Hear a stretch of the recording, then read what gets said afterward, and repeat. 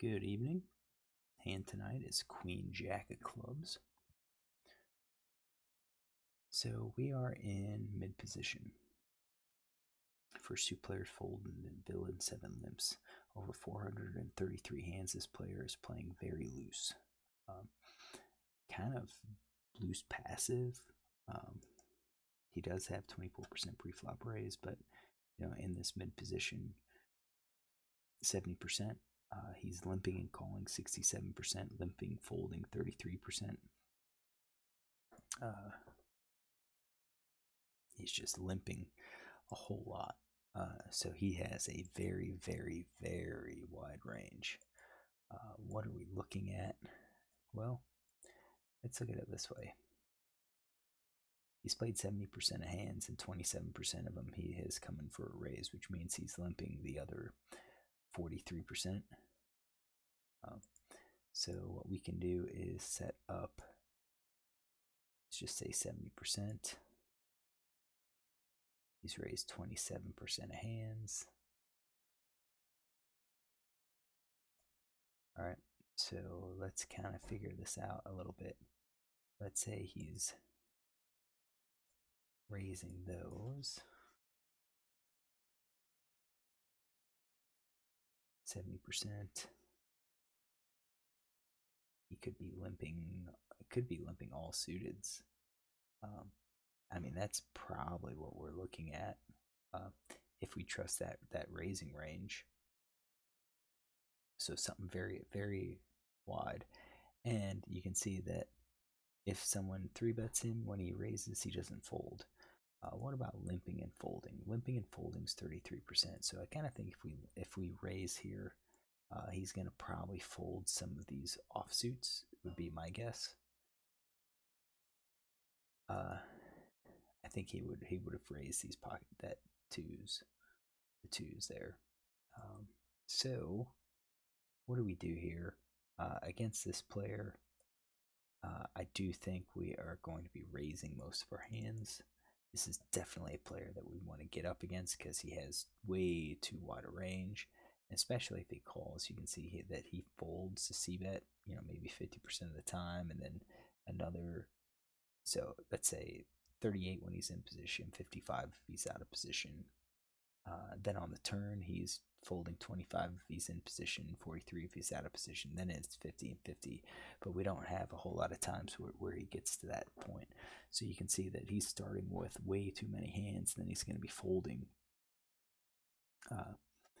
chunks of them and probably over folding on that river. He's probably making a little bit of money when he doesn't fold. When people are afraid to fire that 3-bet, that third barrel, and he gets to see it on the river.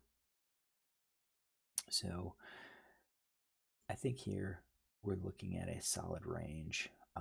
And actually what we probably would do better is to eliminate these and probably make us more top heavy. Get rid of some of these low pocket pairs and and add these offsuit broadways. That would probably be a little bit better, but I think that's going to be my regular range. So I did raise the 4, and the reason we're trying to raise it to put pressure on all of these players, and none of the players look overly loose. So I think if a raise is going to get them to fold, if somebody calls, they probably have a decent hand here. So at this point, we have 16.4%. 218 combos. We raise and they call. So I think what we're going to do is get rid of some of these hands.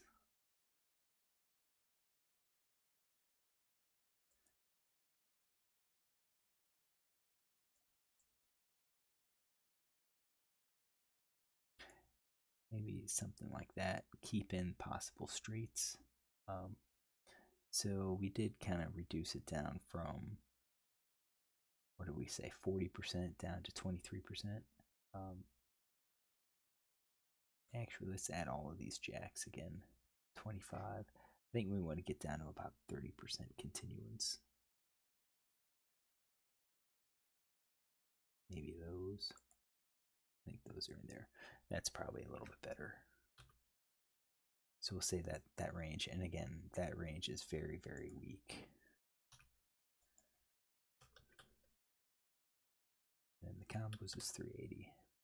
All right, so he calls. We see a flop, eight of spades, 5 of spades, 3 clubs, and unfortunately, I think that hits his range much harder than mine.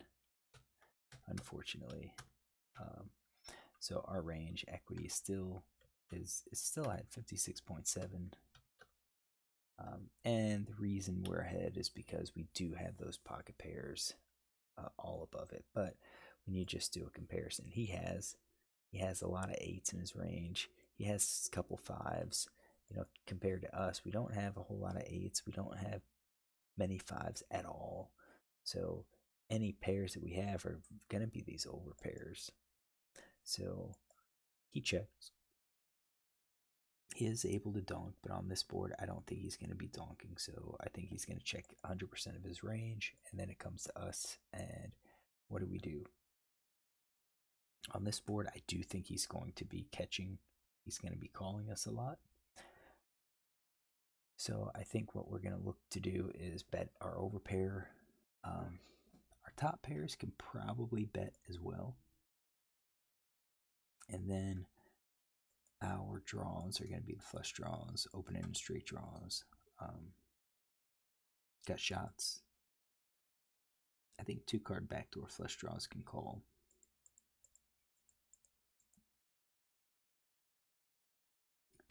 We're going to have to add a couple more.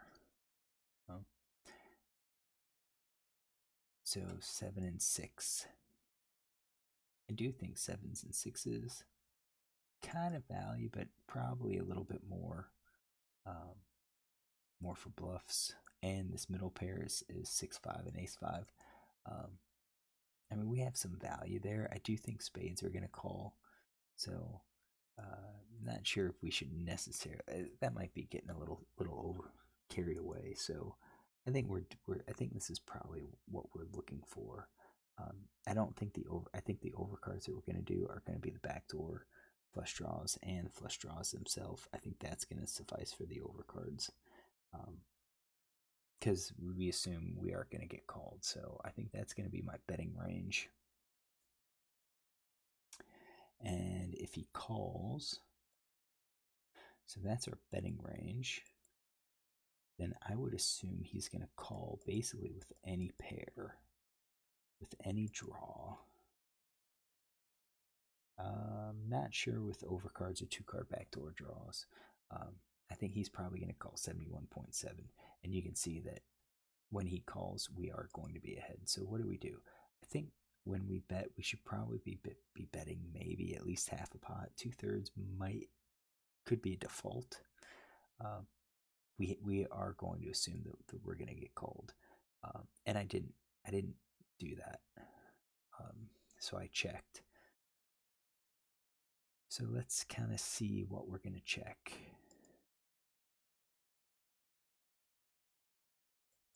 We got no made hands.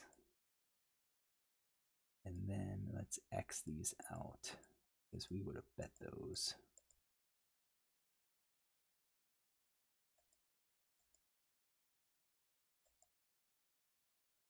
All right, so we have 41.6 and he has 100% of his range. So you can see that just by checking, we are going to be way behind.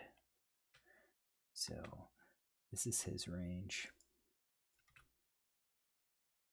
That's still 100% of his range. He has 236 combos, I believe.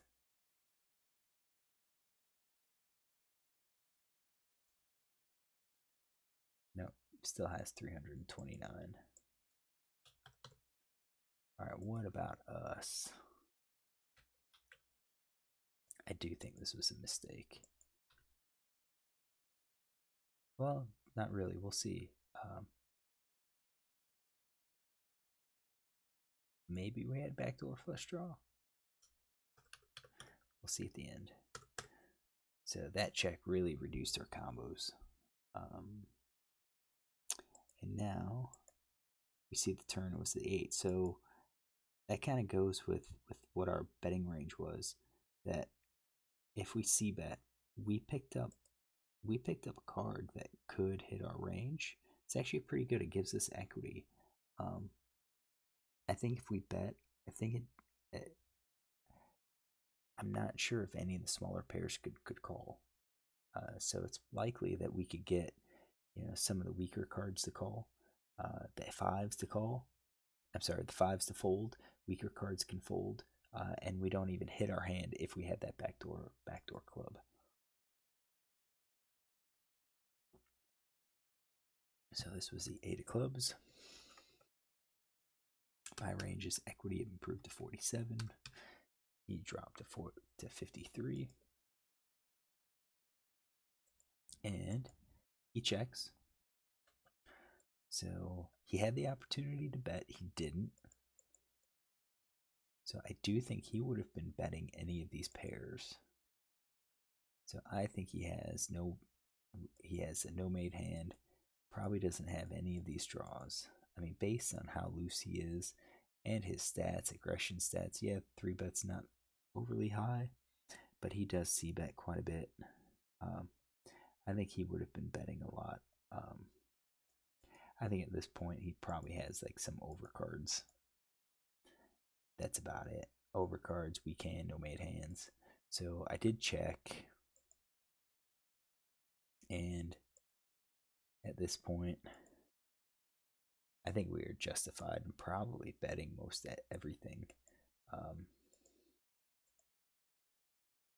And if we say overcards, I think it's going to work. Problem here is that when you look at our hands, we've got 21% is a pair plus. If we bet that pair plus, if we bet, I'm not sure anything is going to call. So it's almost like we should probably just go ahead and bet here as a delayed c-bet since we already checked.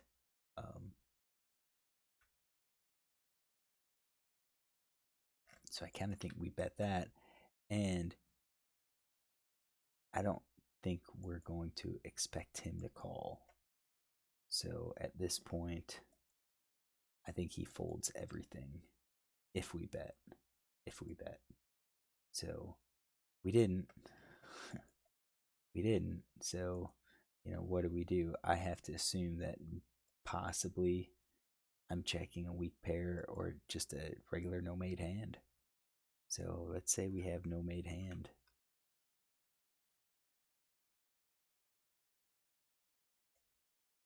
No made hand. That's 78.6% of our range. That's 66 combos. And their turn range, since we checked, still basically 100%. However, he did say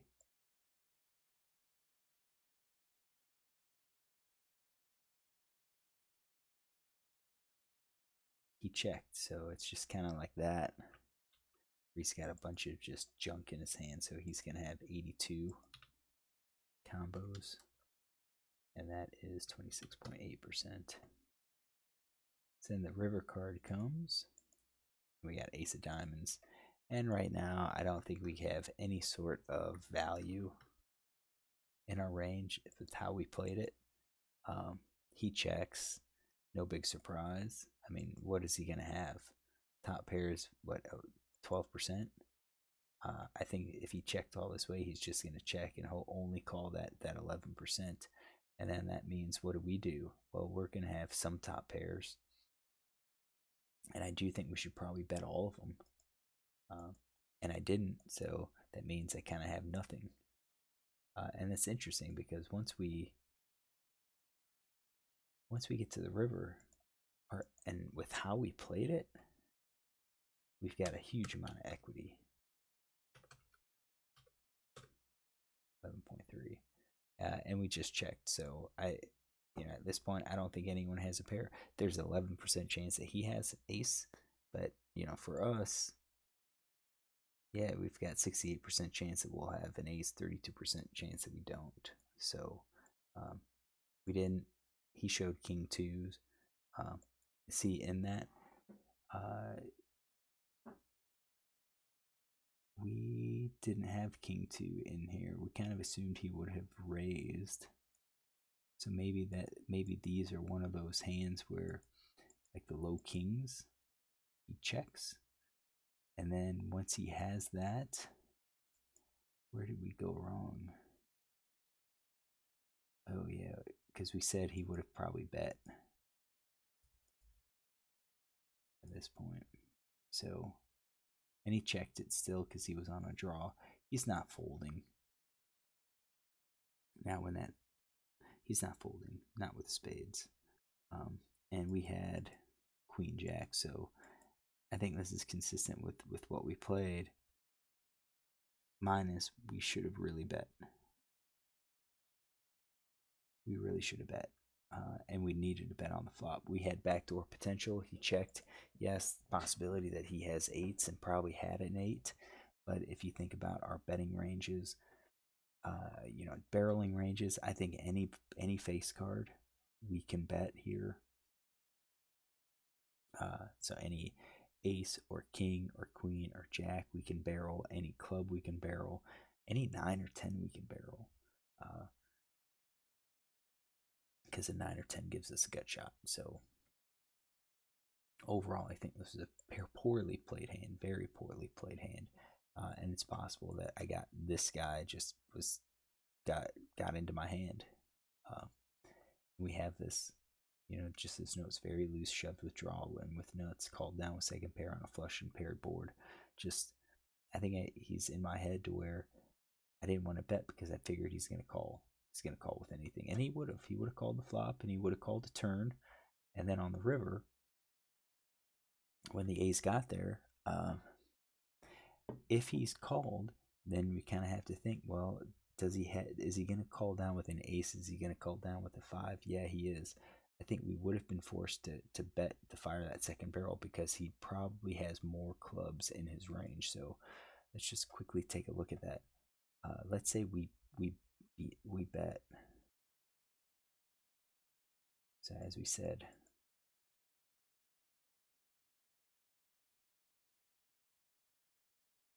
let's get rid of those. Let's add our draws. So all these hands we bet.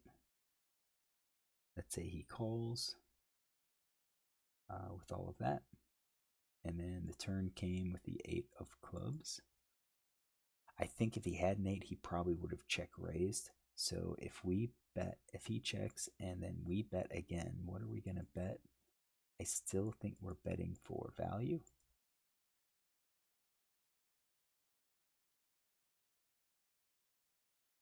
I still think we bet over pair for value.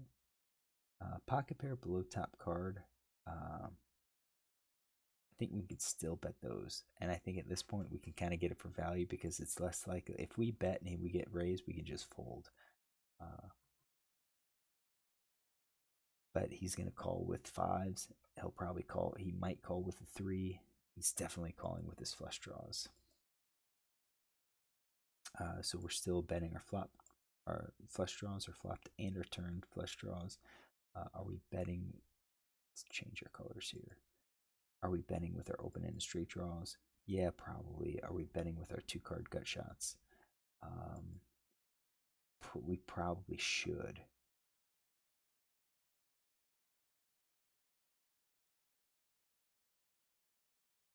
So it looks like we're firing 100%, which seems like a lot, but we're going to have a little bit more value than we have bluffs. And then when the ace of diamonds gets there, now if he checks again, whoops, let's go back to here. We bet and he calls. I'm not sure if a gut shot calls. I think those draws call. I think middle pair calls. I think weak pair calls. I think 3 of a kind check raises. I really do. So I think we're looking at that, and you can see we're at 70%, and then the ace of diamonds hits, and if he checks again, then we have to think, if we bet, what is he going to call? Would he call with all of these pairs? Would he call with nothing? I think he's going to fold all of his nothing. So that's 40% right there. He's going to fold, and I think betting will show us some automatic profit. And I also think he'll probably fold his weak pairs too. Top pairs, maybe, maybe not. Straights, probably not. But those are such a small number that I do think this would have been a good spot to three barrel it. We picked up equity on the turn, allowed us to fire that second barrel, and then the ace of diamonds misses a lot of his draws. So, all right, we missed it. Don't like how I played this hand, but at least we went through it and kind of found some mistakes. If you like this, look tomorrow for another hand.